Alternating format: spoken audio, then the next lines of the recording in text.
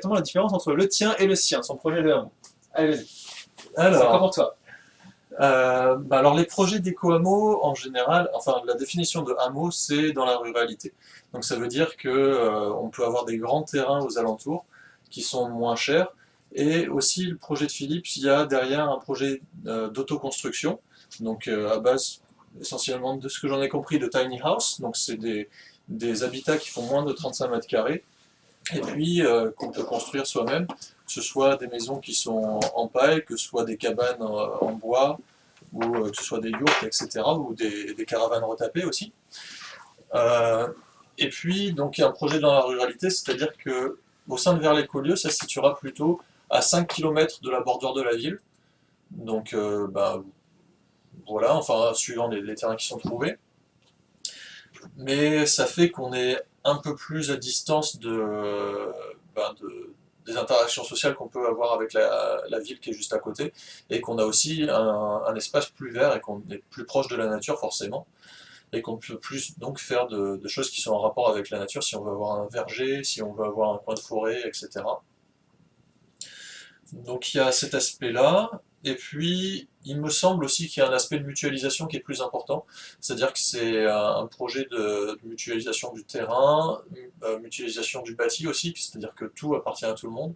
J'en suis pas certain, il faudra voir avec lui. Et puis, tant que je parle de projets de mutualisation, je vais aussi parler des projets de Topia, qui est notre partenaire, où eux vont jusqu'à mutualiser aussi les revenus, et voilà, et mutualiser le travail, etc. Euh, alors que le projet de cohabitat, c'est vraiment un projet d'habitat avant tout. C'est-à-dire que ça donne la possibilité d'acheter ou de louer son appartement ou sa chambre, ou voilà, dans un bâtiment. Ça, c'est plus pour 6 à 8 personnes, ou 5 à, ouais, 5 à 8 personnes, on va dire. Et donc déjà, c'est plus restreint.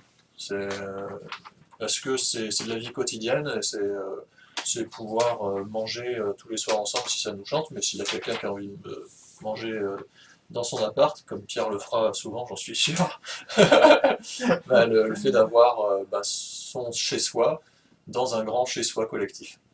Mais ça implique pas d'autre chose que habiter ensemble. Ça implique pas de travailler ensemble, ça implique pas de partager un revenu, et, euh, et tout le monde aura son chez-soi. En fait, le principe, c'est que on est dans une copropriété où on a son propre appartement qui nous appartient soi-même. Et puis dans la copro, au lieu d'avoir juste les couloirs et la porte d'entrée, comme c'est le cas dans les copros habituels à Paris, en plus on a un grand salon, une grande cuisine, un atelier et puis peut-être un jardin partagé. J'espère que j'ai répondu à cette question. C'est simple pour expliquer l'idée et tout le reste, hein. Ah oui, alors oui, moi je parlais du projet de Cohabitat, qui est un sous-projet de Vers-les-Collioures, hein, qui n'est pas le projet Vers-les-Collioures dans sa globalité. L'infographie, ouais, vas-y, elle présente le projet Vers-les-Collioures dans sa globalité. Alors, Et puis sur le net, on a plein de textes aussi qui présentent ça, et on en rédige aussi pour les journalistes, etc. j'espère que c'est la dernière version. En fait, on présente Vers-les-Collioures de plein de manières différentes, pour essayer de correspondre aux envies de tout le monde. Et au besoin aussi de comprendre les projets de tout le monde. Il y a des choses qui sont très factuelles, et puis il y a des fois on présente de manière plus personnelle, de manière plus humaine, des fois on utilise des métaphores, enfin voilà. On a plein de textes de présentation, et puis s'il y a des choses qui sont pas claires, je pense qu'elles sont pas claires souvent pour beaucoup de monde. Euh, donc c'est intéressant aussi de faire vivre le groupe Facebook de Vers les Collioures, en posant vos questions, que ce soit des questions sur oui, là c'est bien de déménager, mais comment je vis une fois que j'ai déménagé, comment je trouve du boulot et tout ça, que ce soit des questions sur comment on gère l'habitat dans Vers les Collioures, ou voilà.